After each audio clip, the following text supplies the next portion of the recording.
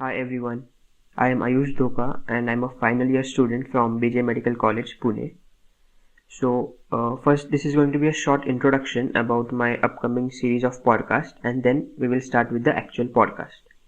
Okay, so a few days back, around 17-18 days back, I started this podcast named Let's Revise MBBS on Spotify, Apple Podcast, and Google Podcast. So my aim behind this was to cover high yield and important topics of MBBS through podcast in around, let's say, 15 minutes, and the final goal is to complete the entire 19 subjects in the MBBS curriculum. So I started with obstetrics and started uploading this podcast. Initially I was just doing it for myself because when I teach someone I remember and understand stuff better. But then the people started enjoying and loving this podcast, and I really got a positive feedbacks from many people. So I thought let's upload this on YouTube channel. So I uploaded first 17 podcasts on my YouTube channel, and more people were able to enjoy it.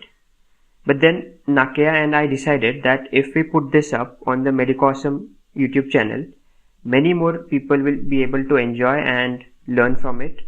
So today the 18th podcast is here on this channel, and the further podcasts will also be put up on this channel. The previous 17 podcasts are available on my YouTube channel, and I'll provide the description link below. I also upload this podcast on Spotify, Apple Podcast, and Google Podcast. The first 17 are already there, and the upcoming will also be uploaded there. The name is Let's Revise MBBS. I'll provide the link in description box. So do watch those 17 and then you can continue with these 18 and ahead. It's not necessary that you complete all the 17 to watch the 18th. You can directly watch 18 now and then cover the remaining 17. So yeah, I love to get your feedbacks, and do mail me or do comment here if you have any suggestions, and feel free to share anything you want to. Okay.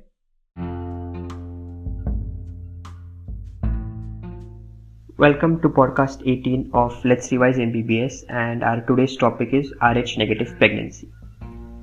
So in Rh antigens, the most important antigen is the D antigen, right? So if the D antigen is present, it will be Rh positive. If it's absent, then Rh negative. Okay. So there are 4 possibilities between mother and fetus. Mother can be positive, fetus can be Rh positive.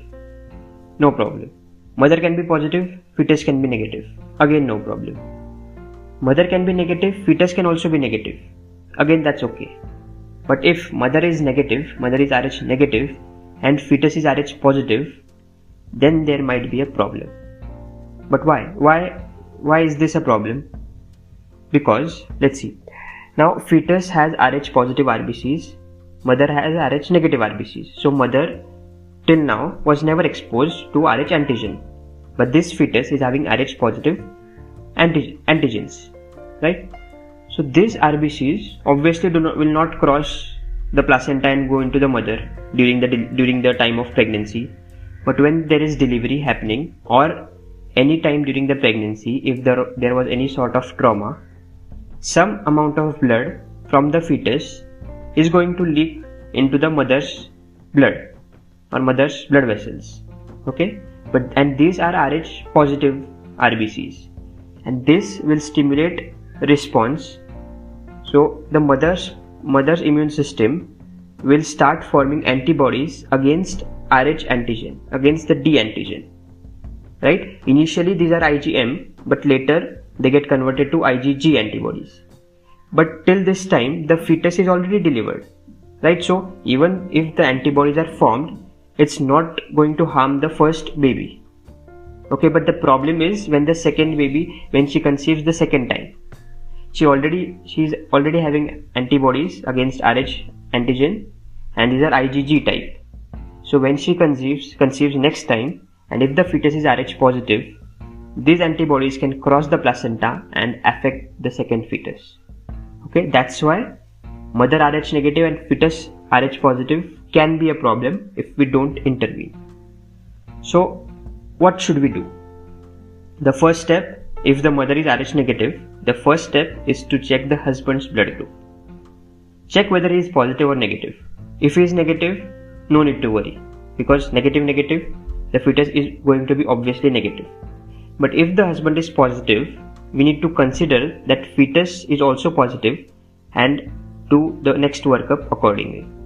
So now if the husband is positive, we do the second step, which is ICT, indirect Coombs test.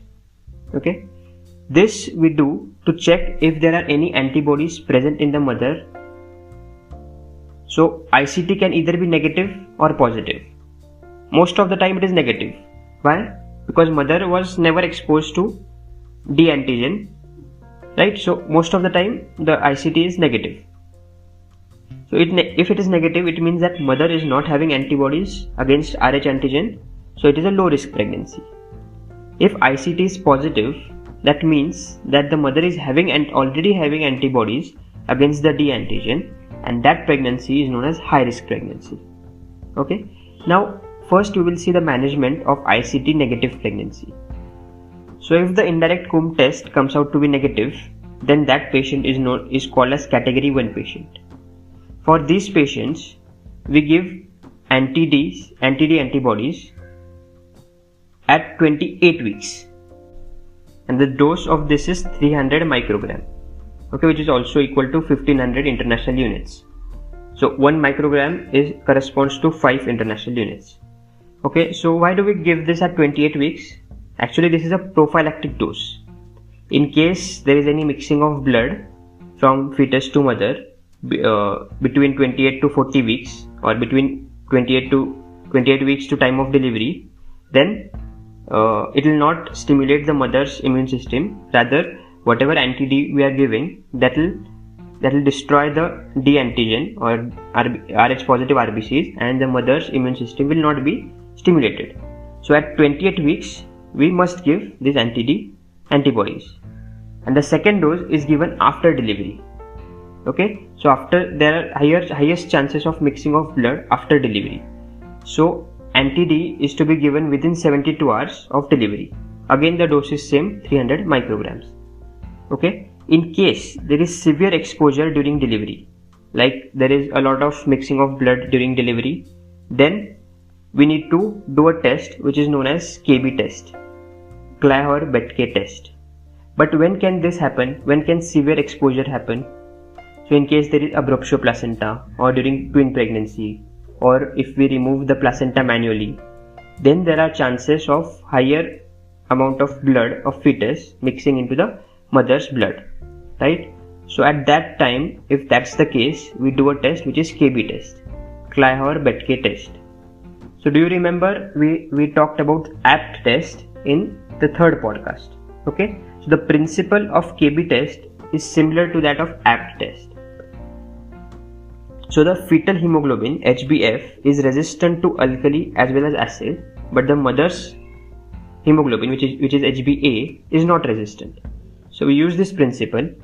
We take out mother's blood, we add citric acid to it.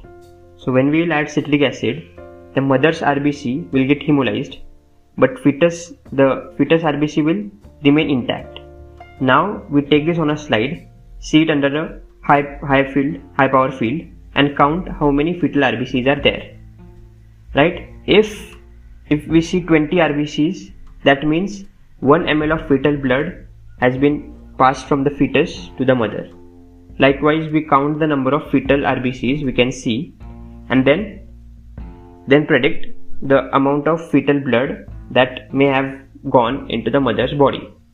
Okay, so 300 microgram which were given initially, that 300 microgram was for 30 ml. So that 300 microgram was able to neutralize 30 ml of fetal blood. Okay, so now if we do a KB test and we get to know that 40 ml has been transfused, has been gone from fetus to mother, so how much dose we will give to mother? So for every 1 ml extra, we add 10 micrograms. So for 30 ml, it is 300 microgram. For 31 ml, it will be 330 micrograms. Okay, let's see a case and then we'll understand it better. So there was a female, primigravida female, Rh negative, ICT negative, KB test was done, and 40 ml of fetal blood. It was found that the 40 ml of fetal blood is present in the mother. So tell me how much dose of anti-D should be given to this. Okay, this is case 1. Let me know the answer. The case 2 is similar case, primary gravida, ICT negative, KB test done, and after doing KB test we found out that 25 ml of the fetal blood is gone into the mother. So now how much dose should be given? So two cases, in the first case 40 ml, in the second case 25 ml, right? And so you tell me the answer for these two questions in the comment box. Now when do we terminate this ICT negative pregnancy? At 40 weeks, right? So this was about the management of ICT negative pregnancy. Let's come on to ICT positive. ICT positive is mother is already having antibodies against D antigen. Okay, so ICT positive can be either low titer or high titer. Okay, low titer is 1:2, 1:4 or 1:8. Okay, these are the low titers. And so this low titer group is also known as category 2. And if the titers are high, that is 1:16, 1:32 or 1:64, etc., then it is called category 3. So what does 1:2 mean? That if the dilution is 2 times, then one part out of that is antibody. So obviously 1:16 or 1:32 contains more amount of antibodies as compared to 1:2 or 1:4. Okay, because in 1:32, when we dilute 32 times, then even then one antibody is present, right? So 1:16 is known as critical cutoff. If the titer is 1:16 or more than that, then it is called high titer, and less than 1:16 is known as low titer. Okay, so now let's see how can we manage low titer or category 2 patients. So in category 2 patients, we keep on monitoring ICT every 4 weekly till she reaches 24 weeks, and then every 2 weekly thereafter, and keep on monitoring whether these titers are going into the high titer or they are remaining the same, they are remaining below 1:16. And if they remain below 1:16, then we terminate the pregnancy at 37 weeks. Okay, now let's come on to category 3. If the patient is having high titer, then how can this affect? Like, what will be the ill effects of this high titer? These antibodies can pass through the placenta and can destroy the RBCs of the fetus. So there can be hemolysis in the fetus, there can be CCF, congestive cardiac failure, and hydrops fetalis. So for this, for high titer cases, for category 3 cases, we do two things. We monitor MCA Doppler, we do MCA Doppler, middle cerebral artery Doppler, and we do USG. What's the use of this MCA Doppler? So see, there is hemolysis in the fetal RBCs, or in the fetal blood there is hemolysis. So the patient will have anemia, the fetus will have anemia. So therefore there will be hyperdynamic circulation. And when we see peak systolic velocity on MCA, it can be increased than normal, it can be higher than normal. So if it is higher than normal, it suggests that the hemolysis is already going on and the fetus is having anemia. So the peak systolic velocity can either be normal or can be 1.5 times more, can be more than 1.5 times multiples of mean, okay, or multiples of median. So if it is normal, we manage it according to the category 2 case.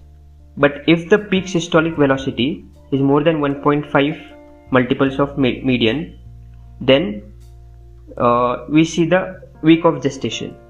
If it is 34 weeks or more, we immediately terminate the pregnancy. But if the baby is less than 34 weeks, then we check the hematocrit of the baby. If it is less than 30%, we need to give intrauterine blood transfusion. Okay, because we cannot deliver the baby before 34 weeks. So because the lungs are not mature, the brain is partly mature, so we need to anyhow extend the pregnancy till 34 weeks.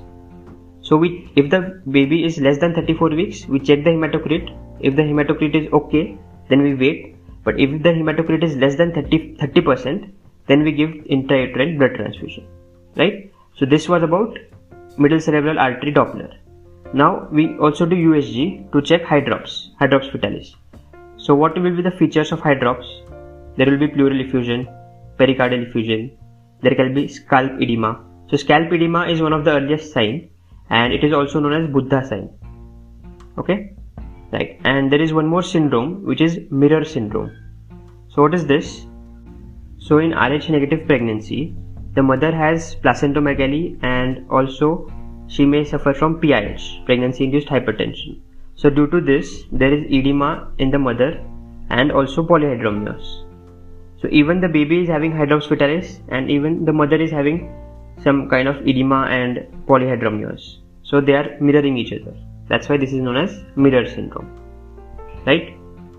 And a last point here, one confusion I would like to clear. In some books it is mentioned that 300 microgram of anti-D neutralizes 15 ml of fetal RBCs, and in some books it is written that 300 microgram neutralizes 30 ml. So the difference here is that both want to say the same thing, but the first says that 300 microgram neutralizes 15 ml of fetal RBCs. Okay, 15 ml of fetal RBCs or 30 ml of fetal blood. Okay, it's almost the same thing because the hematocrit is around 45 to 50%. So either you can say 15 ml of fetal RBCs or you can say 30 ml of fetal blood. Okay, right. So that was it about Rh negative pregnancy. See you in the tomorrow's podcast. Till then, enjoy and keep studying. Bye bye.